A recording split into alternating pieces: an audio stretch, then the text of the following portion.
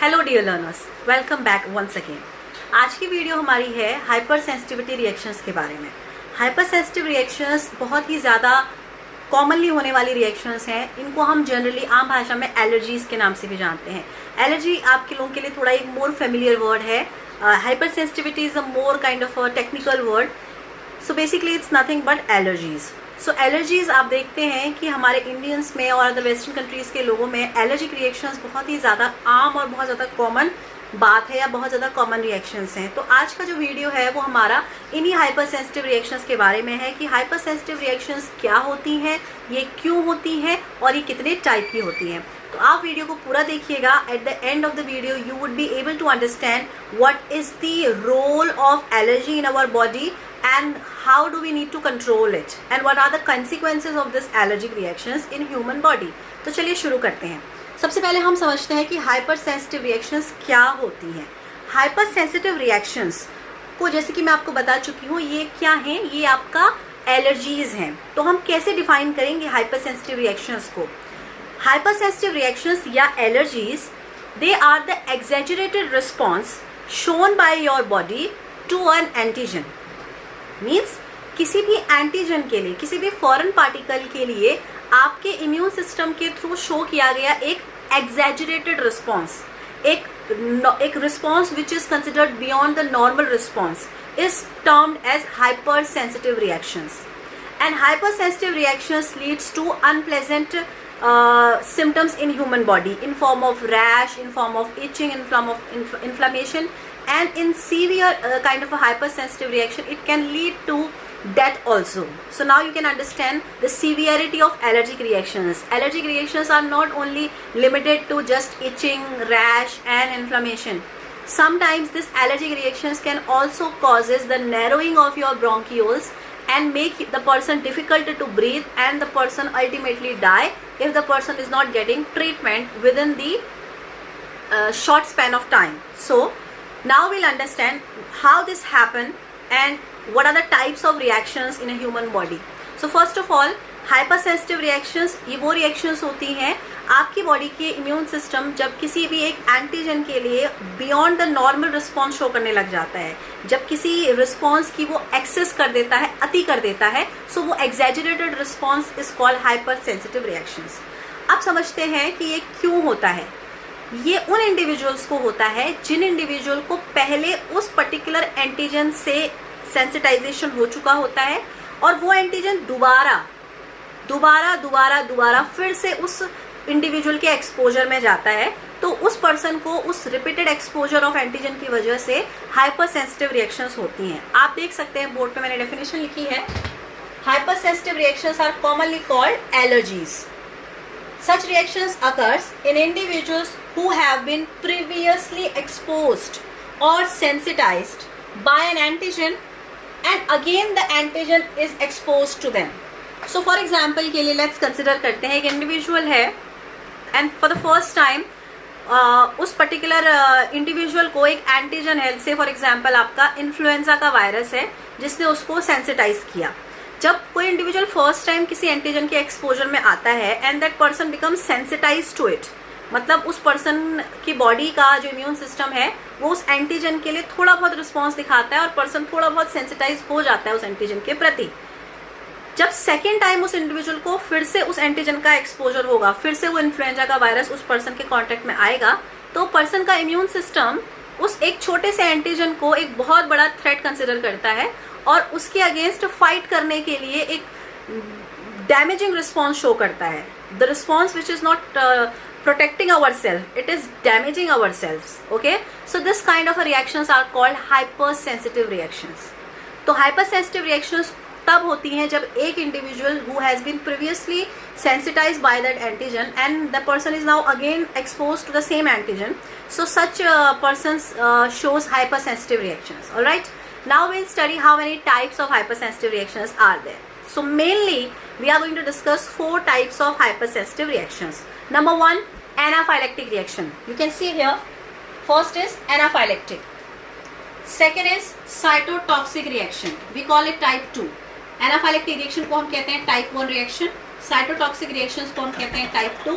Immune complex reactions, इसमें immune complex किसका बनता है, एंटीजन और एंटीबॉडी मिलके एक कॉम्प्लेक्स तैयार करते हैं और इसको हम इम्यून कॉम्प्लेक्स रिएक्शन टाइप 3 कहते हैं। टाइप 4 जो रिएक्शंस आती हैं उसे कहा जाता है सेल मीडिएटेड रिएक्शंस। ये वाला जो रिएक्शन आता है, ये वाली जो एलर्जी हमारी बॉडी के अंदर आती है, ये कुछ टाइम लेकर आती है।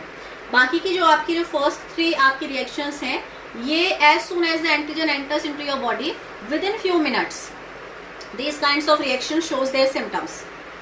ऑलराइट, एक एंटीजन आएगा आपकी बॉडी के अंदर और आधे घंटे के अंदर इन तीनों तरीके के रिएक्शंस की वजह से आपकी बॉडी में सिम्टम्स शुरू हो जाएंगे। आपकी बॉडी में रैश आना शुरू हो जाएगा, आपकी बॉडी में इचिंग होनी शुरू हो जाएगी। लेकिन जो टाइप 4 की रिएक्शन है आपकी, जिसको आप सेल मीडिएटेड रिएक्शन कहते हैं, इस रिएक्शन के सिम्टम्स को आपकी बॉडी में शो होने में 1 से 2 दिन का टाइम लगता है, इसीलिए इसको आप डिलेड टाइप रिएक्शन भी कहते हैं। ऑलराइट, तो हम इनको इन डिटेल डिस्कस करते हैं। सबसे पहले आती है एनाफाइलेक्टिक रिएक्शंस। एनाफाइलेक्टिक रिएक्शंस वो होती हैं जो आपके बॉडी के प्रोटेक्शन के अगेंस्ट वर्क करती हैं। Ana means against and prophylaxis means protection. So ये रिएक्शन आपकी बॉडी के प्रोटेक्शन के अगेंस्ट जाके काम करती है। ये 2 तरीके की होती हैं। एक होती है आपकी सर्कुलेटरी या फिर सिस्टमिक एनाफाइलेक्टिक रिएक्शंस, दूसरी होती है लोकलाइज्ड एनाफाइलेक्टिक रिएक्शंस। जो आपकी फर्स्ट यहाँ पे मैंने मेंशन की है सिस्टमिक एनाफाइलेक्टिक रिएक्शंस, ये एनाफाइलेक्टिक शॉक को लीड करती है। इस केस में क्या होता है, आपकी बॉडी के अंदर का जो इम्यून सिस्टम है वो किसी एंटीजन के दोबारा एक्सपोजर में आने से बहुत ही डैमेजिंग रिस्पॉन्स शो करना शुरू कर देता है। तो आपकी बॉडी का जो डिफेंस सिस्टम होता है, आपकी बॉडी के अंदर की जो न्यूट्रोफिल्स होती हैं, जो फैगोसाइटोसिस सेल्स होती हैं, वो क्या करती हैं, वो बहुत डैमेजिंग मैनर में आपके टिश्यूज़ को, आपके ऑर्गन्स को डैमेज करना शुरू कर देती हैं। सो उसमें क्या होता है, कुछ ऐसे केमिकल्स रिलीज होते हैं जो आपके कैपिलरीज की परमिबिलिटी को इन्हांस कर देते हैं। जब आपके परमिबिलिटी इन्हांस हो जाती है तो जो एक्स्ट्रा सेलुलर फ्लूइड होता है वो आपका टिश्यू में एंट्री करने लगता है, जिसकी वजह से आपका एडिमा की कंडीशन आ जाती है। और कभी कभार आपकी जो स्मूथ मसल्स होती हैं, जैसे आपकी ब्रोंकाई है, आपकी जो सांस की नली है, उसमें भी स्मूथ मसल्स होती हैं, तो उनमें क्या होना शुरू होता है, एक्सेस म्यूकस सिक्रीशन होना शुरू हो जाता है, जिसकी वजह से जो पाथ है आपकी, जो सांस की नली का जो डायमीटर है वो छोटा होने लग जाता है, resulting to shortness in breath आने लगेगी, सांस लेने में दिक्कत होगी, difficulty in breathing can lead to death ultimately, because cardiovascular system collapse कर जाता है। इस कंडीशन, इस एनाफाइलेक्टिक रिएक्शन की वजह से एनाफाइलेक्टिक शॉक की कंडीशन आ जाती है, बीपी ड्रॉप कर जाता है, sudden drop in BP and this difficulty in breathing may lead to death of the person. So now you can understand the severity of anaphylactic reactions. और anaphylactic reactions को होने में, जैसे ये एंटीजन आएगा दोबारा से आपको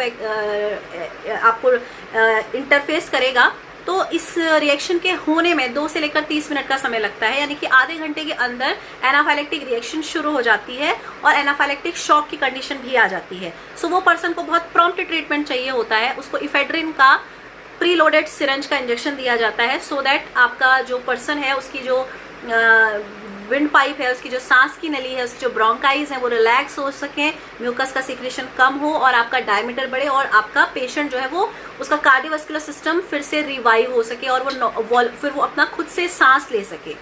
ठीक है, अब हम बात करते हैं लोकल एनाफाइलेक्टिक रिएक्शन की। लोकल एनाफाइलेक्टिक रिएक्शंस में जो एंटीजन है वो आपके ब्लड तक एंटर नहीं कर पाता, वो आपके लोकल स्किन के नीचे कहीं जाकर आपके जो लोकल टिश्यूज होते हैं वहां पर जाके वो आपका इन्वेजन शुरू करता है। तो जैसे ही एंटीजन जाता है, आपकी बॉडी के अंदर मास्ट सेल्स होती हैं, मास्ट सेल्स आपका हिस्टामिन स्टोर करती हैं। हिस्टामिन क्या होता है, एक केमिकल होता है जो कि आपकी मास्ट सेल्स के अंदर स्टोर रहता है। ये आपकी मास्ट सेल है, ये आपकी ब्लड वेसल है, ये ब्लड वेसल की इनर लाइनिंग है जिसे आप कहते हैं एंडोथेलियल मेम्ब्रेन। यहाँ पर आपका मास्ट सेल प्रेजेंट रहती है। इन मास्ट सेल के अंदर छोटे छोटे ग्रेन्यूल्स होते हैं। फॉर एग्जाम्पल ये आपके ग्रेन्यूल्स हैं और इन ग्रेन्यूल्स के अंदर आपका एक केमिकल स्टोर रहता है, ये ब्लैक कलर से जो मैं बना रही हूँ, इसे आप कहते हैं हिस्टामाइन। ये जो केमिकल है ये आपका रिलीज होता है जैसे ही एक एंटीजन, मान लीजिए ये एक एंटीजन था, ये एंटीजन जैसे ही ब्लड में आएगा, फॉर एग्जाम्पल के लिए ये एंटीजन जो है वो ब्लड में एंटर किया, as soon as this antigen enters into the blood, आपकी एंडोथेलियल सेल्स के जो मास्ट सेल्स हैं वो एक्टिवेट हो जाते हैं। वो अपने में से ग्रेन्यूल्स आपके अपने में से हिस्टामिन को रिलीज करते हैं। ये हिस्टामिन आपका इस एंटीजन के पास, यहाँ जो साइट ऑफ इन्फेक्शन है जहाँ पर आपका एंटीजन ने अटैक किया है, ये हिस्टामिन वहाँ जाता है। और ये जाके क्या करता है, ये हिस्टामिन उस साइट ऑफ इन्फेक्शन पर जाकर इन्फ्लामेशन कॉज करता है, राइट। इन्फ्लामेशन कॉज करने की वजह से क्या होता है, उस एरिया में पेन होता है, उस एरिया में स्वेलिंग होती है, उस एरिया में इचिंग होती है। ये हमारे सिम्टम्स होते हैं जब हमें लोकल एनाफाइलेक्टिक रिएक्शन होती है। ये अक्सर आपने देखी होगी जब हमें फ्लाइंग वेस्प काटता है, जब हमें ततैया बाइट करता है या हमें हनी भी जब बाइट करती है तो उसके स्टिंग से हमारी बॉडी के अंदर जो केमिकल जाते हैं वो एक एंटीजन की तरह हमारी बॉडी रिकॉग्नाइज करती है।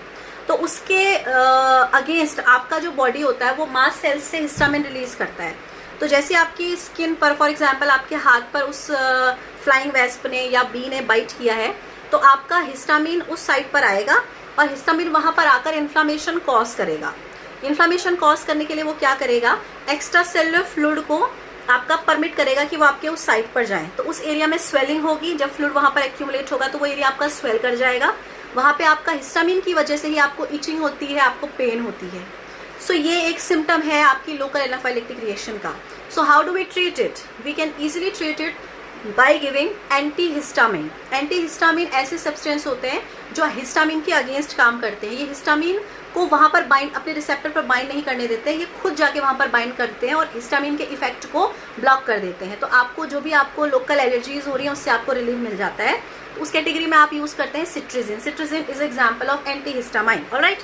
अब बात करते हैं टाइप 2 रिएक्शंस के। टाइप 2 रिएक्शंस हैं आपकी साइटोटॉक्सिक रिएक्शंस। साइटोटॉक्सिक रिएक्शंस देखी जाती हैं जब ब्लड ट्रांसफ्यूजन होता है, उस केस में आप देखते हैं साइटोटॉक्सिक रिएक्शंस होती हैं। कभी भी आप देखते हैं जब ब्लड ट्रांसफ्यूजन होता है तो हमेशा हम ब्लड ग्रुप्स को मैच करवाते हैं। इसका आप एक केस समझ सकते हैं ऐसे, अगर आपका एक man who is having positive blood group, he marriage to a woman who is having negative blood group, तो आपकी जब एक मैन एक नेगेटिव ब्लड ग्रुप वाले वुमेन से आपका मैरी करेगा और उनकी जो चाइल्ड प्रोड्यूस होगी, अगर वो चाइल्ड आपका नेगेटिव ब्लड ग्रुप वाला है, सो उस केस में क्या होगा, कोई इशू नहीं आएगा क्योंकि मदर भी नेगेटिव ब्लड ग्रुप कंटेन करती है। लेकिन 50-50% चांस है कि बच्चे का ब्लड ग्रुप पॉजिटिव होगा या नेगेटिव होगा। केस 2, अगर आपका ब्लड ग्रुप बच्चे का पॉजिटिव है तो उस केस में बच्चे का बॉडी का ब्लड ग्रुप अगर पॉजिटिव है, दैट मीन्स बच्चे के ब्लड में RH फैक्टर प्रेजेंट है, मदर के ब्लड में वो RH फैक्टर एब्सेंट है। तो मदर की बॉडी क्या करती है, उस बच्चे के ब्लड में प्रेजेंट उस एंटीजन, उस RBC को, उस RH फैक्टर को एज एंटीजन रिकॉग्नाइज करती है और उसके अगेंस्ट आपका एंटीबॉडीज रिलीज करती है। उससे बचने के लिए जो फीटस है वो अपने में से इमेच्योर RBCs को सर्कुलेट करता है और उसकी इमेच्योर RBCs को वो ब्रेक करता रहता है। एज अ रिजल्टेंट जब बच्चा डिलीवर होता है तो उस कंडीशन को हम कहते हैं इरेथ्रोब्लास्टोसिस फेटालिस, यानी कि इरेथ्रोब्लास्टोसिस का मतलब होता है इमेच्योर RBCs। तो आपका जो न्यू बॉर्न बेबी है वो अपनी ही इमेच्योर RBCs को अपने को डिफेंस करने के लिए, अपनी मदर की प्रोड्यूस्ड एंटीबॉडीज के अगेंस्ट अपने आप को प्रोटेक्ट करने के लिए उस अपने में से RBCs को रिलीज करता है। एज अ रिजल्टेंट जब बच्चा पैदा होता है तो वो सीवियर एनेमिक होता है। सो ये एक साइटोटॉक्सिक रिएक्शन का ही एग्जाम्पल आप समझ सकते हैं। So it's very important to treat और टू प्रिवेंट सच रिएक्शंस। तो अगर मान लीजिए ऐसा है, for example this is the case, so how do we treat it. इसको ट्रीट करने के लिए जो प्रेग्नेंट वुमेन है जिनका केस ऑलरेडी नोन है, उस प्रेग्नेंट वुमेन को anti-RH एंटीबॉडीज के इंजेक्शंस दिए जाते हैं सो दैट साइटोटॉक्सिक रिएक्शंस को होने से रोका जा सके। ऑलराइट, तो ये थी type 2 reaction. Moving on to the type 3 reaction, immune complex reaction.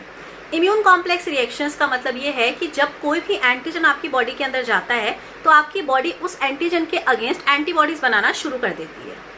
Antigen और एंटीबॉडी की आपस में इंटरेक्शन के बाद एक कॉम्प्लीमेंट एक्टिवेशन होता है। वो कॉम्प्लीमेंट एक्टिवेशन जो न्यूट्रोफिल्स होती हैं उनको अपनी तरफ अट्रैक्ट करता है और जो मैक्रोफेजेस होती है उनको अपनी तरफ अट्रैक्ट करता है। ये न्यूट्रोफिल्स और मैक्रोफेजेस फिर उस एंटीजन को डिस्ट्रॉय करके आपकी बॉडी को प्रोटेक्ट करते हैं। लेकिन इस एंटीजन और इस एंटीबॉडी का कॉम्प्लीमेंट का एक्टिवेशन तभी पॉसिबल हो पाता है जब एंटीजन और एंटीबॉडी एक सर्टेन प्रोपोर्शन में हो। मान लीजिए अगर एंटीजन बहुत कम है और एंटीबॉडीज बहुत ज़्यादा हैं तो भी आपका काम नहीं चल पाता है। इनको एक सर्टेन प्रोपोर्शन में होना बहुत ज़रूरी है। तो जब एंटीजन और एंटीबॉडी एक सर्टेन प्रोपोर्शन में होंगे तो उसमें आपका क्या होगा, यहाँ देखिए, यहाँ लिखते हैं हम, जब एक एंटीजन और एक एंटीबॉडी एक सर्टेन प्रोपोर्शन में होंगे तो ये दोनों एक दूसरे के साथ मिलकर एक कॉम्प्लेक्स बनाते हैं जिसको आप इम्यून कॉम्प्लेक्स कहते हैं। उसके बाद ये आपका एक्टिवेट करते हैं, जो आपकी बॉडी का इम्यून सिस्टम का कॉम्प्लीमेंट सिस्टम होता है, ये उसका एक्टिवेशन करते हैं। कॉम्प्लीमेंट एक्टिवेशन के बाद ये कॉम्प्लीमेंट एक्टिवेट होकर क्या करता है, ये आपकी जो बॉडी की जो न्यूट्रोफिल्स होती हैं ये उनको आपका माइग्रेट करता है to the site of infection. उसके साथ साथ ये मैक्रोफेजेस को भी अट्रैक्ट करता है। तो आपके ब्लड में आपकी जो मैक्रोफेजेस और न्यूट्रोफिल्स हैं वो आ जाती हैं साइट ऑफ इन्फेक्शन पर, जहाँ पर ये एंटीजन ने एंटीबॉडी ने कॉम्प्लेक्स बनाए हैं।